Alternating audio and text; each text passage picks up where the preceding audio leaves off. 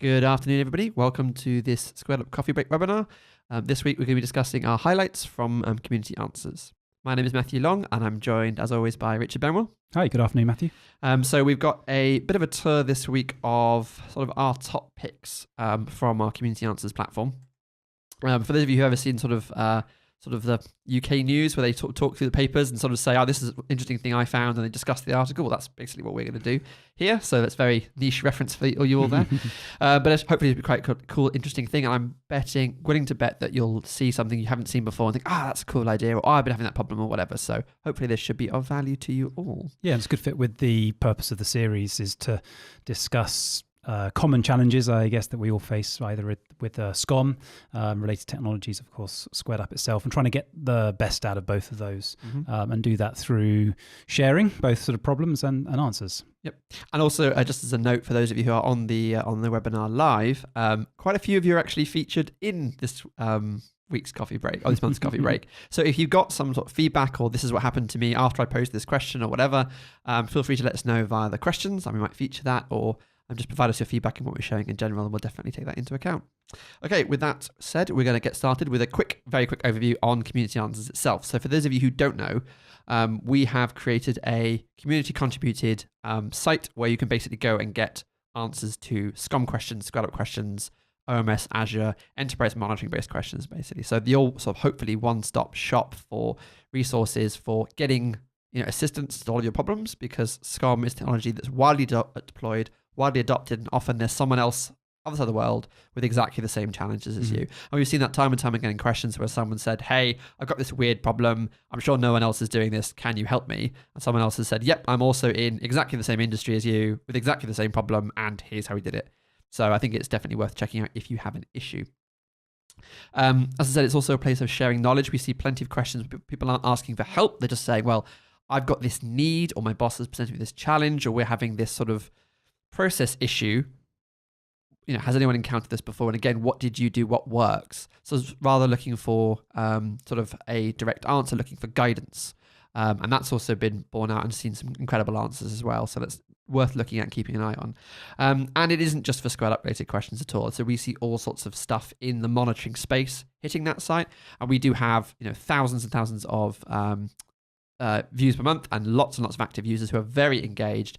As I said, it's very similar sort of a Stack Overflow kind of site. So I'm going to give you a very quick look at this now. I'm not going to go into huge depth on using the platform and answering questions and voting and everything else, because we've talked about this before about a year ago on a coffee break previously. So if you haven't seen Community Answers in depth, I'd recommend going back and checking out that episode from about years ago. Let me get rid of that.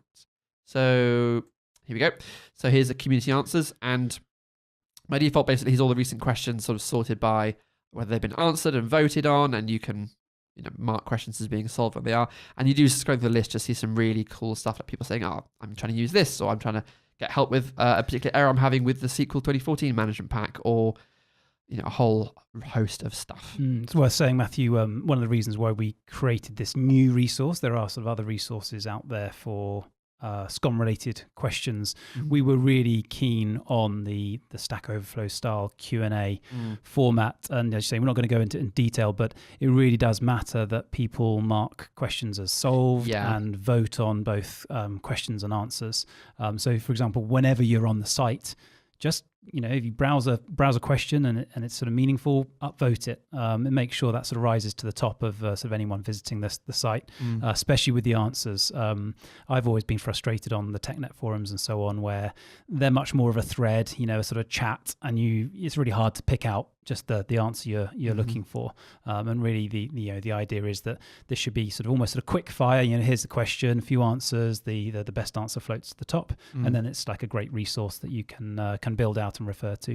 Especially if there's multiple answers. Nothing is more annoying than this is the classic Stack Overflow thing, and the same with our platform to an extent. You go on there, here is the answer, then you have to go through the other answers to find the one that potentially actually answers your problem. So definitely vote them up. And if you find that one of the answers doesn't work, please put a comment to say so, and either suggest what did work or upvote another answer if that one instead is the one that's actually doing this. It's really important to the health of the platform. And it's great because it's a Squared Up platform. Hopefully, most of our customers are on this. I sort of also feel it's much more enlightened audience around Yes. SCOM best practices. People who are very engaged with SCOM. They've got Squared Up, so they can really sort of see the value in SCOM and pushing that out via dashboards. So I think, as you said sort of earlier, Matthew, that we've got a great community on here now, ranging across Microsoft PFEs to MVPs and vendors as well. Yeah, exactly. The illustrious Kevin Holman does frequent these as well, so you really can get the experts answering your questions. So yeah, it's definitely worth checking out if you haven't seen it before. Now, that said, we have a previous coffee break on using the platform, so I'm not going to go into this any further. With that, I wanted to kind of get started with some questions that we've sort of wanted to pick out and discuss. So, top of the list, we've got basically we've got 8 questions. 4 of them are sort of SCOM questions, so they should hopefully be relevant to everyone, even if you're not a Squared Up customer and you've stumbled across this particular webinar. So the first one we want to sort of look at is one from Vishu. This is your pick, actually, Richard. Yeah, I was going to pick this one out. I think it's not sort of the most glamorous question or issue to start with, but it's one of those real annoyances, really across sort of any IT administration, but obviously kind of relating to SCOM because it's your job to check out these things and to kind of clean them up and sort of fix them. You get this event log entry. In this case, getting this alert across sort of multiple servers. It's one of those script fails, so it's not really specific about what the problem is. And I guess in this case, it's a bit concerning because you have SQL mentioned, right? So that's script fails, and the reason is out of memory. Yeah, this is a thing that's scary. But of course, it doesn't tell you why. And then you jump on the server and think, gosh, right, is it actually this server's completely out of memory? Can't even page to disk presumably, and has a critical issue. So this question was asked by Vishu, and we've got some sort of responses here. I think this is an interesting answer, both in terms of the actual answer, but kind of the nature of how it was answered. So you got sort of Rick at the top there, just answering this, saying it is a known issue, and actually. You sort of don't panic in a way about sort of the memory error. It's a WMI issue. So that's kind of great in terms of an initial response. When was that? Back in December 2017. And then this next one comes in, which I guess is sort of almost the newer answer, right? So this is now the sort of updated from Alex, pointing to a TechNet thread there. So this is where it was identified as a management pack issue, and they've provided a workaround. And what's really great is that this is this TechNet article, or this sort of response here, is responded to by Alex, so from Viacode, so the authors of that management pack. And Alex has then come to community answers as well. Obviously, sort of had his eye on that answer or that question, or perhaps was sort of searching around and has taken the time to respond on community answers as well, pointing to people to this issue. So I like this. It's just one of those opportunities to clean up and sort of reduce some of that noise that you're seeing on your servers, some things that are concerning you. So hopefully we won't go into the detail here about the workaround. It's all kind of documented here, but when you sort of find that sort of spare 15 minutes and you kind of want to clean that up, just find this article, implement that workaround. Yep, and remove that error. And it definitely is worth cleaning these things up because monitoring is not functioning properly. Like, it's very easy to ignore all those script failure errors, but they're being logged because monitoring of a component in your environment that you potentially really care about is not happening correctly. Yeah, so in that case, it was sort of an always-on monitoring script. Yeah, that's not something that's lightly deployed in your environment. If you have an always-on SQL database, you probably care about it, so it's probably worth making sure it's being monitored properly. Okay, so that was a sort of interesting one. My sort of next pick is from Jan. This one's on monitoring Linux via SNMP. Much meatier topic. God, this is we've gone from like here's a well-known problem and here's a fix for it to here is this giant monster. So basically, what he's talking about in this question is that Linux teams typically have a lot of concerns about the SCOM agent, whether that's because it's not really very well documented at times or because it wants some scary privileges to install. So he's basically talking about, can we use SNMP monitoring to monitor our Linux systems? I'll click on the link here while this loads. And I kind of cut the answer short because it's quite in depth, and what he said is quite long. But basically, the gist of it is, come on. There's sort of two elements, isn't it? There's my Linux admins are saying I don't want the agent via SNMP. Yes. And really, Jan is asking two things. One is, how would I do that? Or do I really need to, or can I convince them that the agent is is safe? And the second piece is he also raised as well that he started looking at the management pack generator for taking SNMP's MIB files, which is what you use basically to define what these actual traps and ports mean, and then turning that into a management pack. But it is really time consuming to actually go and do that. Anyone who's ever tried to do that for like one of their network devices knows it takes a while to actually make that investment. So what he's basically saying has someone done this already for us? Is there a guide? Is there a way of convincing my Linux admins to actually go and deploy this? And I think this is interesting because we get a couple of different takes on this. So some people sort of say, we actually had the argument basically, and Peter Aston here says that fine, we settled on a process where they install the agent, they configure the agent, and I sign the cert and give it back to them. So basically, the Linux team manage the agent completely. And I think this is actually a fairly standard solution where it's a box that your company owns, because the typical pushback you get is, I don't want everything running as root on the agent. Well, okay, fine. If you install the agent, that means SCOM doesn't have to have root privileges for the maintenance.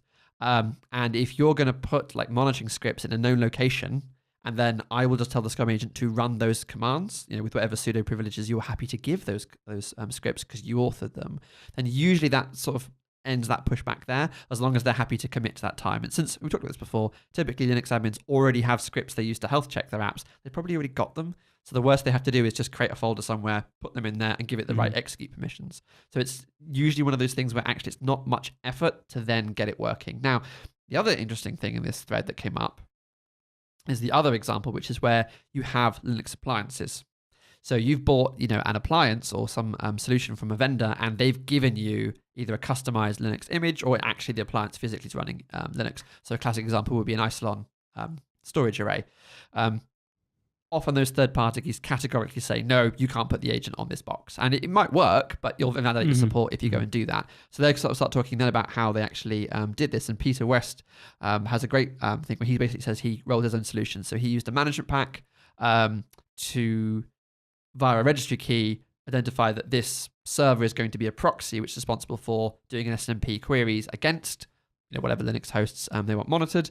And then he used a PowerShell script and the sharp SNMP library to then go and create all the monitoring configuration without having to walk through. And what's the sharp SNMP library? It's some PowerShell commandlets that you can interact with SNMP. That's pretty cool. Unfortunately, he then sort of tails off a bit and doesn't ever actually post the solution. But we've actually been in touch with Peter based off of this and said, look, would you mind writing this up for a blog post? So for those of you who kind of been asking him in the thread here, hey, how do you actually get this doing? I'd be interested in this. If you check out our blog in the sort of coming weeks and months, then Peter will have a write-up there for us, and you'll be able to see that solution in all its glory if that's something that looks interesting to you. So I don't know, Jan's actually on the call. So Jan, if you can share. He has. So he's just dropped us a line saying, unfortunately, Linux team is still afraid. I think we'd identified this, Matthew, as a topic maybe we'd cover as a dedicated coffee break later this year around Linux monitoring. There's so much to cover. It's obviously a world which is not necessarily the typical background of a SCOM administrator. They're different breed, working with the sort of Linux administrators, and there are sort of lots of ins and outs. You've got lots of people responding to this thread saying, haven't had a problem, it's all fine. We've sort of used this successfully. Say in Jan's case, it's like, well, yes, but I'm still having that kind of argument. I haven't managed to convince them. So that's certainly an area I think it'd be great to hear more about, more sort of kind of case studies and what people have done, and something we'll hopefully try and sort of accumulate some content for a coffee break. I think as well, if you are getting that resistance in your environment from Linux teams, I think it can help sometimes to help show them the value of Squared Up and SCOM monitoring as well, because like I said, the solutions to this, to their issues, and there are real issues there sometimes, like I said, installing the agent on a system or having it run scripts does create some security concerns in some environments. I mean, those can be overcome, but often they will require some work on that team's part. So if you can help show them the value of like, look, if you work with me to get this installed and working without compromising on our security settings and things, this is effort for you, but look what you get in return out of it. They're much more willing to engage with you. Yeah, you're absolutely right. Rather than sort of battling on a technical front and not really kind of looking at the value, they just see problems, they just see cost. If you actually show them the value, Jan sort of pointed out that with SCOM 1801, of course, there are the new FluentD sort of log file plugins and so on. So actually, if you can show them something coming out the other end in Squared Up, like this is how easy it's going to be to get to your performance metrics and getting alerting and so on, and then hopefully you get them engaged because they really want the outcome rather than just seeing it as a problem. Yep, absolutely. Okay, cool. So that's a good question. Check that out for some other solutions that people mention throughout that thread. Okay, so the next one, what's you picked out, Rich? I think this is a close one to your heart.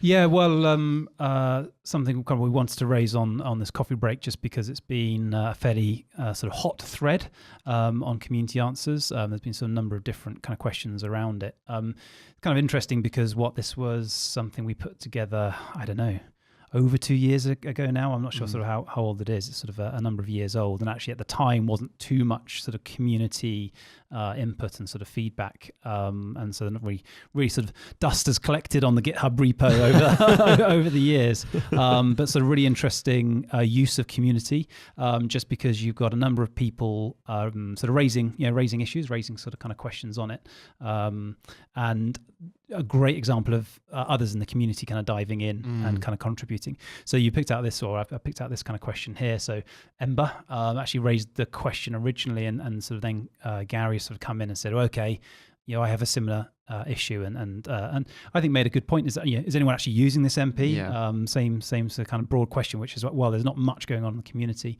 and this is really nice to see a response from others in the community. So David and that guy Peter West again, sort of coming back and both sort of helping kind of Gary through, but also sharing some advice. So there's a couple of ones by sort of Peter, I think, sort of further down, where he's kind of given some top tips. Let's just see if we can scroll down there. Yep, sure. Just beyond this, I got this. This goes on a while, doesn't it? Yeah, maybe. Yeah, and I think like David says a few times, okay, I fix this bug now, and I'm hitting this instead. And yeah, I think maybe there was one sort of further up where there's sort of a few elements to the Citrix Logon Simulator. I think what's really nice in this thread as well is that people have made it really kind of clear how valuable this is, and actually it is a real pain. It's not very easy. It's not very easy in general doing web automation, and then doing it through SCOM is flying blind, right? You sort of have to create this automation and then get SCOM to do it, just using the local system account in the background without even a logon session. So it is really hard to get right.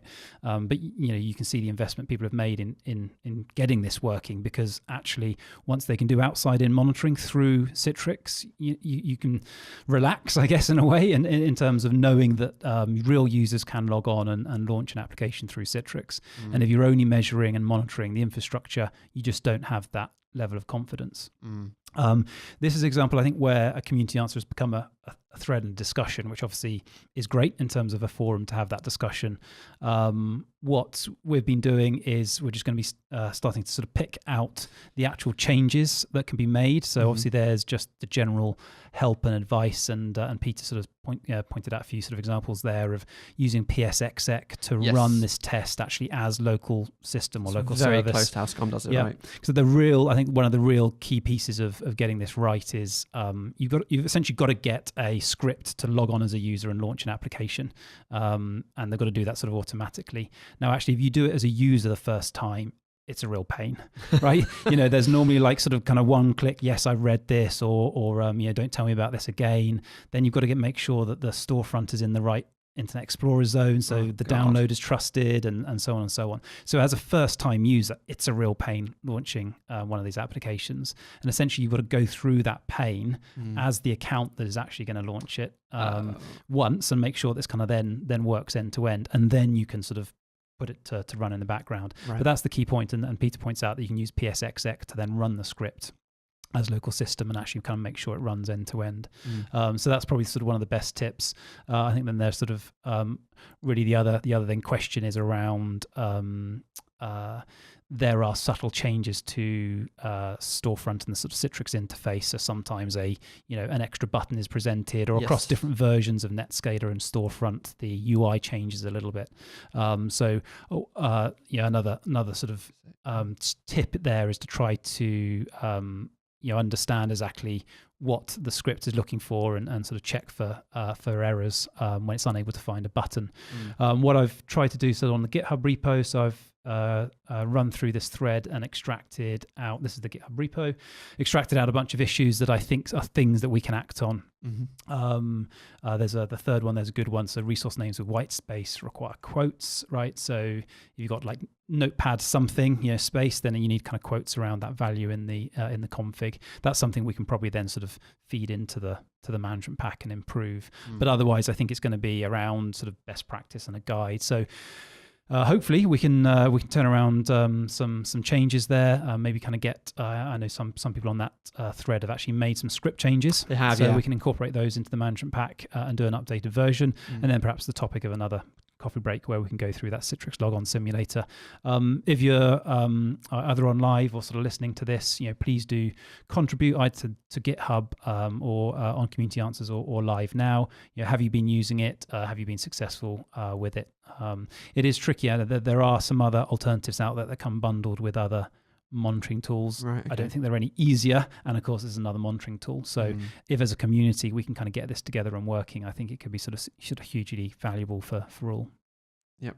And as Richard said there, if you have, in working with this via answers or otherwise, implemented fixes yourselves in the script, or you found problems, do get in touch. Do it via Community Answers question or via GitHub, even just posting an issue. If you don't know how to do a pull request, just post in a fix so that we can incorporate those all. Because if you found a little niggle in your environment that was to do with having a certain version or a certain type of app published or whatever, we want that fix, because we can't create an exhaustive listing for this really. So the more input we have from you on the issues you're seeing and the workarounds that you've maybe already found, the better. Yep. Cool. Okay, so the light is coming down the tunnel. Don't worry, Gary. We'll get it going. Okay, so the last sort of SCOM one that I wanted to look at is confirmation of alert emails. So this is an interesting one because I actually saw this question come up a couple of times. So I picked one instance of it, but this is something I'd seen repeatedly, which basically is people saying, we set up email notifications in SCOM. So when alerts come up, teams get emailed. But a repeated thing I've been asked is either A, how do I know that the team actually received that email, or how do I know who else has received this email? So the email arrives to me, maybe I can't action it right now, but do I know that someone else has seen it? Because of course that scenario where everyone on the team gets emailed and everyone assumes that someone else will pick it up, that does happen. This has been one of those classic SCOM challenges from day one, right? Yeah. for decades, this has been discussed. Is how do I prove that someone has received an email? Yeah, I think this is interesting because there's sort of some of the solutions I think are technical focused in this question, but I think there's some process parts to this as well. So the simple and lightweight, there seems to be sort of two schools of thought based on the answers in the questions. The first school of thought is the sort of hands-off approach, which is to create a distribution list basically that all alerts go out to. So don't send emails to specific people or create a DL in Exchange and then put like some sort of shared or monitoring mailbox in that DL as well. And that way you've got like an audit trail. So if you're being asked to prove that an email went out for this issue because the team is saying, oh, no, we didn't receive it, that's why we didn't do anything about it, it's not our fault that we didn't action this fix. You've got that sort of audit trail to back you up and say, well, no, look, it arrived in this mailbox, you should have got it. So that's one side of things. The other sort of implementation that like Ruben suggests here, but since it's quite complicated and is a bit flaky, is to use command channels. So you create your own command channel, and then you put in some kind of script or automation that emails. If you're having problems with the reliability of SCOM as a notification platform, so i.e., it often doesn't connect properly. Like I know that my teams aren't saying I never get the email because they're trying to hornswoggle me. They're saying it because sometimes they don't get notifications. Bypass that by having a command channel in there instead. Obviously, your appetite for scripting there will vary, and in terms of what you want to do, there are all sorts of cool APIs that you can do now. So I've seen people have like SMS text APIs where it can receive responses back. So they've coded up things where someone texts them and then they get texted back, and then they know that that's actually been done. Or likewise, put some automation in place on the mailbox. So if it goes into a shared mailbox and it goes from being unread to read, then we know that someone's read it.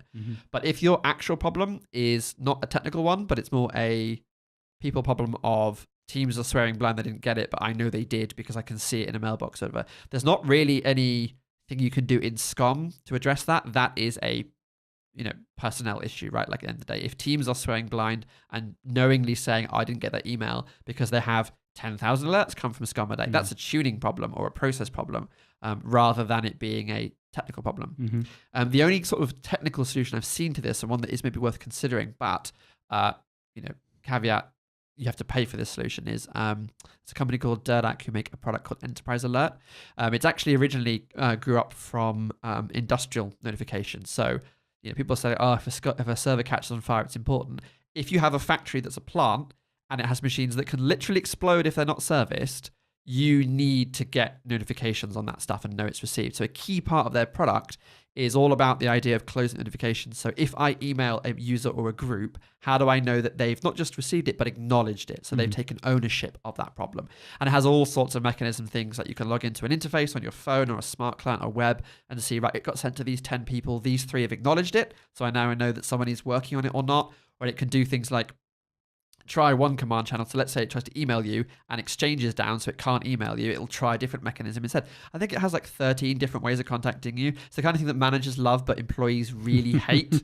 I think someone in here in this thread says like they hooked this thing up and it was great until at 4 a.m. they got a phone call from their sort of solution, and Enterprise Alert can be a bit like that. But the key point there is that it does enable that closed loop of saying, I know this team acknowledged this alert and that someone is working on it. So if you need to either prove that or teams want to know that for their own benefit, so they know that someone's working on a thing that's been assigned to their group, that solution can definitely provide you with that. Yeah, I mean, and that's the all singing and dancing solution. It is attaching to SCOM. I guess the other route where we've seen a number of customers sort of take this route is tie SCOM into a ticketing system. Yes. So same thing. You based on it's almost a sort of filter for alerts, right? You decide on some alerts that should go into your ticketing system and be managed, right? That have to be acknowledged and have to be acted upon. Your other alerts can sit there just as sort of FYI, right? They'll sort of be on your dashboards and they'll be in your inbox.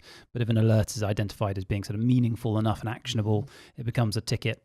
And at that point, you can use your ticketing system workflows and notifications. I mean, if there is if there's an alert that was critical enough that it's really important that someone sees it, then just it being one of potentially 100 emails that sort of flows into an inbox is always going to be a problem, regardless of whether you can prove that it did arrive or not. If it's an alert that should be acted upon, really you probably want to be integrating that with a ticketing system and have that sort of full audit trail of that ticket. Yeah, absolutely. I think any solution where we have thousands of emails come out, that's never going to work.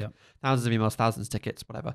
That's just not going to function properly. So that's an interesting one. I think it's one that, again, we're going to look at maybe going forward and see if we can come up with maybe some more guidance here. So if you've tackled with this issue before and you've got either a cool solution or a process that really worked for you, get involved in these community answer questions or get in touch with us, because we'd love to hear sort of how you've been getting on with it.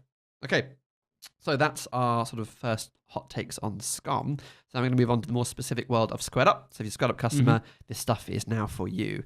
So this first one is a really fun one because it manifests in some odd bugs. And it's always kind of difficult as a vendor for us to talk about this, isn't it? Because it's like proving that it's not our fault.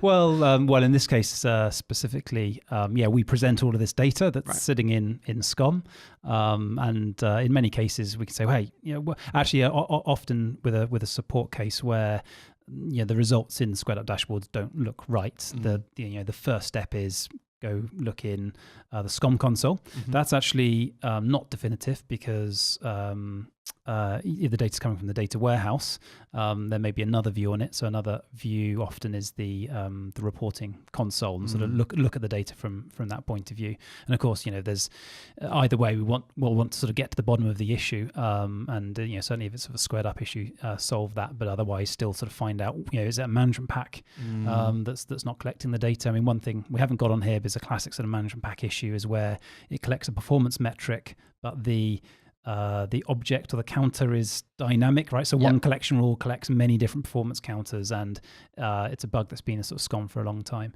In this case, this is an interesting one. I think probably because the symptom is so horrendous and it looks really, really broken, right? So this is Peter again. He's sort of featuring a lot on this coffee break, and actually asking a question this time.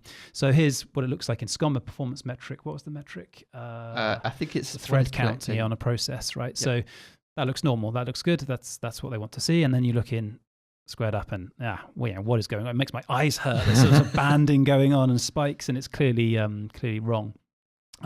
Actually, a good starting point for this is using the export to Excel, and then you actually sort of see what's going on. Obviously, visually it looks really bad. This has come up sort of over the years actually, and I won't name names, but an MVP sort of was emailing and saying this is really wrong, and it was on top of their own management pack, and I managed to sort of kind of just show sort of why it was happening. So if you export the data, what you actually see is that you're getting alternating values. You can see the sort of the top of the graph looks about right? So one timestamp there's a value, and then the next timestamp is 0, and then the next timestamp there's a valid value, and the next timestamp there's a 0, and you get what we call this sawtooth effect of the graph actually showing the right data at the top, but it's being pinned back down to 0, like every other sample, every other hour or something. This looks like kind of slightly more sort of fine grained than that. So this is typically due to the aggregations in SCOM. So in the data warehouse, it takes the real-time data, the actual raw data points that are collected, and every hour it performs an aggregate and creates a min-max average and standard deviation, and it stores that in the data warehouse for that hour. Now, if and so something like disk space is kind of a classic one. Right. If that's collected 1 hour and it's 58%, then that becomes the mean, the average and the min-max. If it's not then collected for a couple of hours, the data warehouse comes to do an aggregate for the next hour, doesn't find any data points, so actually zeroes out the answer, right? You kind of get it. You get a 0 average because there are no data points, so it's kind of almost sort of undefined value. So if your data is being collected less frequently than an hour, the data warehouse obviously creates these sort of null, 0 sort of entries for the hours where there is no data points, and that's just simply what's being shown on the graph there. If you show the raw data, it looks normal. So it's only when Squared Up switches automatically to show the hourly data. So for example, if you did run this on a reporting console, you'd see something similar, but if you show the raw data, it looks fine. So the simple answer here is either only show the raw data, which is not ideal, but really go and tune that management pack so the collection interval is at least once an hour, and then you at least have a valid data point once every hour to form an average from. Yep. I mean, that's the interesting thing here as well, is like, because he's got all these different counters coming back, it gets sort of worse. And as you said, so the way to sort of tell which value you're looking at is if you're in the SCOM console and you're looking at this kind of view here, which is the very old school sort of 2007-ish style counter or interface, I should say, where you have one graph and you're allowed to click on lots of different metrics to add them to the same graph. That is a OpsDB view. If you've got the sort of, I say new, but my God, it's 2012, the new 2012 performance style dashboards, where you can have lots of different graphs all over the place, and it tends to like auto scale, so they don't look like this, a little bit more modern. Those are running off the data warehouse, and those will break in exactly the same way as this, because it's not an issue as it were with Squared Up. This is an issue with, like you say, the aggregation jobs. It's a fundamental problem with the data warehouse, and because we are unfortunately a vendor product that ties into that, it blows up. It's the same with the multi-metric issue, which I think Peter's also had as well in his environment. If your performance rule collects multiple metrics or multiple counter values at the same time, the SCOM data warehouse schema is not set up to deal with that. So it winds up having, if you ever had problems where like you go to select a metric in Squared Up and the next day it's gone and there's a different instance there instead, that's exactly what's causing that problem. So yeah, sometimes, as Richard was saying, running the reports in SCOM will immediately highlight some of these issues. And in this particular case, it was Graham Davies who helped Peter figure this one out. So again, a good sort of Graham. luminary there coming in and sort of talking about that. And this dives into MP authoring really quickly, this whole thread. So it's quite a good detailed one there to figure out what's going on. So take a look at that if you're interested or had this issue yourself. All right. What did you have for us, Matthew? So this one for me actually has a demo. This is a one around named users. So for those of you who aren't necessarily aware, we have a feature in Squared Up where we have a list of users that are allowed to access Squared Up from a licensing perspective. So you have 50, 100, whatever licenses. You can, by default, just let it assign any user that comes in who's authorized in SCOM to access SCOM. They then get a license to consume it immediately. So it's like an auto-enrollment, basically, which is great as long as you have less than the number of users on your license trying to access things. So what a lot of customers do is say they've got maybe 80 people in the monitoring team. They know that some of them aren't going to actually hit it all the time. So they're actually going to buy 50 licenses and just accept that sometimes, a user will either be locked out or actually most of them aren't going to look at it anyway. So that's what Oliver Woodall here is asking about. I've hit my 50 named user license limit. Well, we say buy some more, great. But actually he's saying after doing training with these, he knows that a lot of these users aren't going to come back to using this, or maybe they'll get someone else in their team to look at it or whatever.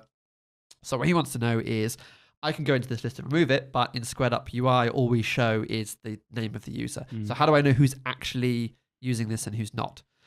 So the question that came up is quite a cool little question there. And we get a answer here from Jan, who has very kindly contributed a little script that you can actually use to parse the logs in Squared Up and figure out who's been accessing it recently, and therefore remove people who are a bit older or who clearly logged in once and never used it ever again.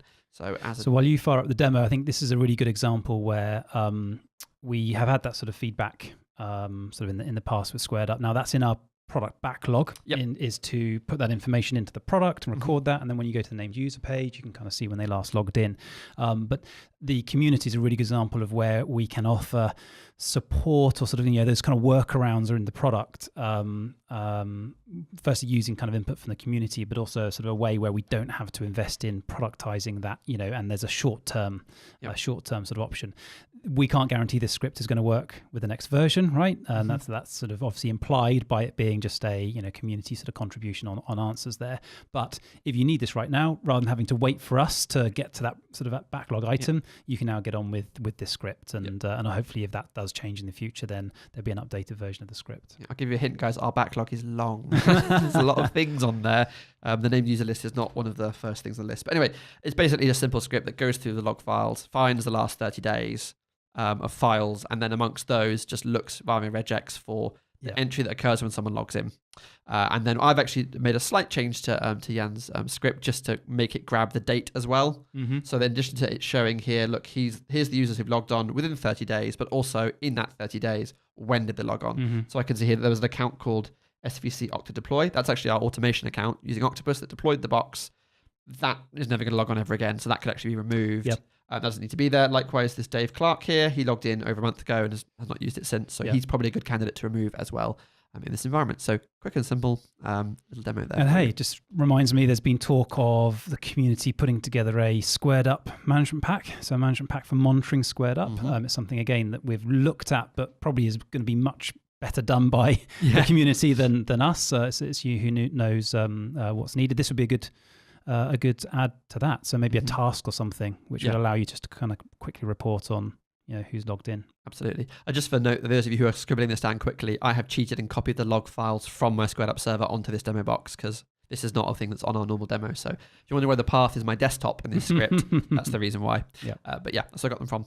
Okay, so that's a nice simple one. So go back to one for you, Rich. This is a topic dear to your heart. Yeah, well, I highlighted this one. Again, it's a good use of the community answers page where, what was it, sort of a couple of months back, was it last month or the month before, where I did that data warehouse kind of reporting session. So I did a session, we looked at the data warehouse schema, and then we looked at a few different ways of exploiting the data in the data warehouse that's sort of not built into SCOM, not built into sort of Squared Up, but using the SQL tile, we could produce some really interesting reports. And there's a good example on this question, which was a not necessarily kind of a niche requirement, it's a pretty good requirement, which is I want to see servers that have gone critical, but within a certain time frame, right? I want to know the newly critical servers, not the servers that have been critical for the last 3 months, right? Or the last month. I want to know the ones that are newly critical in the last hour or 12 hours, and sort of highlight that to our, in this case, to our NOC team,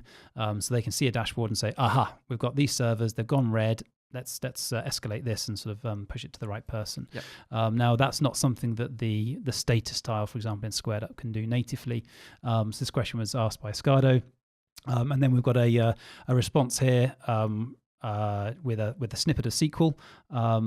It's one of those sort of use it and sort of try and understand what it does, and sort of then you can expand it or modify it to your requirements. But essentially, plug that into the SQL tile, and that then brings back the results you're looking for. And there's things you can do like hyperlink those. I don't know if you set that up, Matthew. So so that's sort of set up there. So that's the script running with the SQL tile. So now we've got a dashboard showing us all of the servers that have gone critical.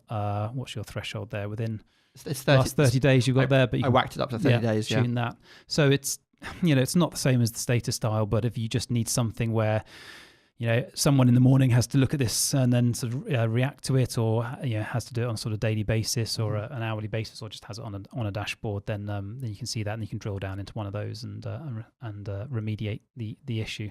So that's kind of a good example of extending Squared Up, and again something that we probably it'd be really hard for us to build into the product as an option, but with the flexibility that's afforded through the SQL tile, you can make these sort of things happen.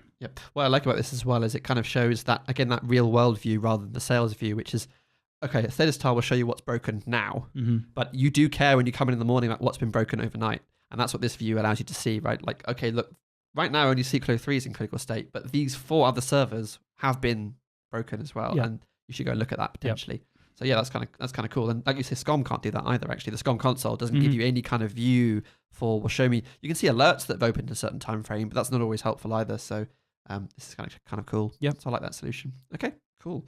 And then my last one is another sort of ask that we get quite a lot. That seems easy, but actually is quite difficult. So for those of you who've been waiting on the webinar after seeing us spoiled in our reminder email, this one's about changing the background theme. So probably one of the very highly asked for, but with a low sort of like importance sort of things people want is a dark theme.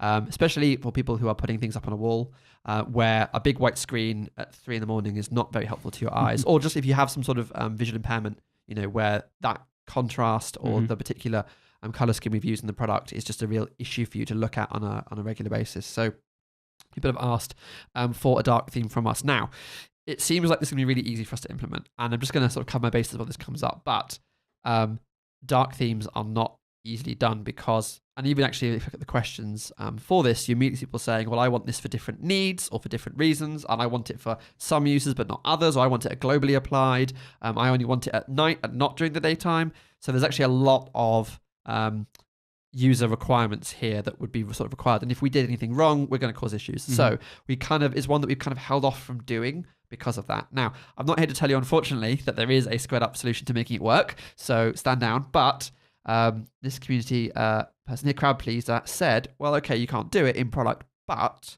there are plenty of plugins for your favorite browsers that basically do exactly this. And the one he's highlighted here, I wanted to show you all because I actually think it looks really good. Like, it looks like probably what we would make a dark theme actually look like, and it's very customizable. So for those of you who don't like hacking CSS files, which is obviously the other way that you can make squared up be whatever colors you like, but we're not going to support that. There's a plugin you can get for Chrome, for example, called Dark Reader. It's one with the Lord Vader as the icon, and if you turn it on, that's for community answers. You can do it for any page, or you can do it just for particular sites. So I put it in for just squared up. Let me jump back to our dashboard a second. You get a quite nice looking dark theme for squared up. So if you are having issues with sort of the brightness of this, you can actually go and look at this. And if I jump to performance, you can actually customize it quite a bit as well. So if you look at these colors and maybe you're colorblind, so it's quite hard to tell those two apart because they're too pale, you can mess with the brightness, or you can mess with the contrast and the sepia. So if I bring that back down, I think it was the contrast here. You could really lower that to get a very high impact. So maybe I think it's the sepia is making it quite grey as well. But anyway, you can play with this to your heart's content and really actually change the whole thing without touching a single line of CSS. The one thing I will say it doesn't work with, and I wish it did, is open access. Because remember, open access is showing you a image file. So when you view open access in this plugin, what you get is a nice big white image in the middle of your black dashboard. But if you're doing this for personal reasons, like if some of your users have visibility concerns, or if you are just displaying interactive dashboards on your Knox screens instead of open access ones, this solution should fit your needs pretty well, and it's worth taking a look at. Because it's on a backlog, but it's one that's definitely not getting done anytime soon. I guess won't work with Visio files and sort of image files as well. With Visios, obviously, if everyone wants dark mode, just make a black Visio. So that's not so difficult. But if you've got some users who want it, it can be tricky.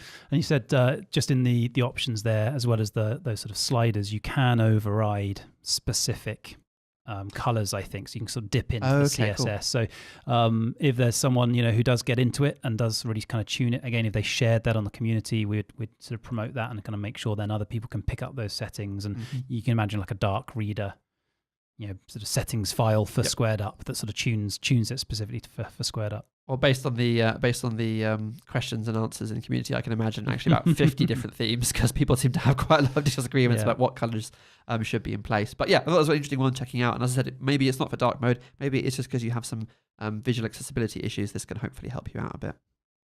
Cool. So that was our last sort of question. And the last thing I wanted to do with community before we wrap up this webinar is to announce our community champion. So every quarter we give away some Star Wars Lego, because everyone likes Star Wars Lego, to someone who's helped make the community great, either via their contributions or whether they've released some articles or written some blogs, or they've done actually a management pack and put that out there.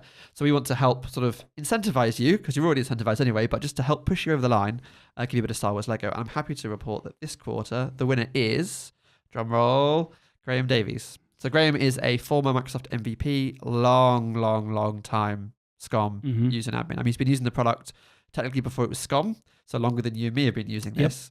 And yeah, he's put some great answers in and gone to some real detail on lots of different things for people. So joined Microsoft for a period, I think, as a PFE. Yes. Now working for kind of large public organisation in the UK, sort of advising them on SCOM, and has recently joined Community Answers and shot to the top of the table. Has, so. Yeah, he's done very well. So Graham, congratulations! Some Star Wars Lego is on its way to you, assuming your employer doesn't stop you from being able to collect it. So yeah, we'll get in touch with you to deliver that to you. So for the rest of you, keep plugging away, getting some answers, and who knows, maybe next time we talk about this, it'll be you getting some Star Wars Lego. Okay, cool. Listen, thank you very much, guys, for taking part this month. We had some great questions in the chat as well, so we'll start replying back to a few of you as well and looking at that. But the overall takeaway I want to give here is please do check out Community Answers. It's a resource that's there for you, but also it's a resource there for us, because it does give us some insight into what's on people's minds, what people are thinking about, the kind of challenges they're having, and we do look at that and then put that stuff into our backlog and consider that, or think about maybe how we should do a webinar on this sort of stuff as well in the future. So if you've got things you'd like us to cover, if you've got questions or answers, or if you're looking for guidance, or you've even just you've created something cool and you want to share it with the world and make sure that other people using SCOM don't have the same issues you've been having, please head over to community.squareup.com, go to the answers platform, start asking questions, start answering questions. I mean, if you've got something you want to see in a coffee break in the future, go and put a question on there, get it upvoted, and we will definitely notice that, and maybe we'll address that. And we've actually, in doing this this episode, we've actually found several topics that we want to talk about in the future. So for a few of you, if you've got a question, you're like, hey, they didn't cover my really cool thing. Well, it might be because we're going to talk about it in the future. So stay tuned for that. So yeah, please go and check out the Answers platform. I said it's there for you. If you want to sign up for our future coffee break sessions, if you're seeing this on YouTube and want to get involved and actually get in part with the conversation that's happening while we record this webinar, you can go to squareup.com/coffee-break-series, where there's a sign-up form. You get notified every month about the webinar that's coming up. And likewise, if you've got a friend or colleague who you think they really love this stuff, then feel free to point them towards that as well so they can get involved. The recordings and slides are published via our blog shortly after the episode airs on YouTube. So if you're watching this now and you want to actually go and look at some of these questions, the links will all be published in that blog article. If you're on this on YouTube right now, then you can look in the description below and we'll have all the links to the questions and other resources there as well. Our blog is full of good content, and as I said, we've got a few guest bloggers now blogging there as well, so there's cool stuff coming from not just us but from them as well. Some real good real world stuff there. And then finally, there's a YouTube playlist for our coffee break series now, which has got hundreds of hours of content on Squared Up and enterprise monitoring and customer case studies and all sorts of stuff. So if this is your first coffee break, definitely go and check that out. I guarantee you'll find some cool stuff there as well if you want to.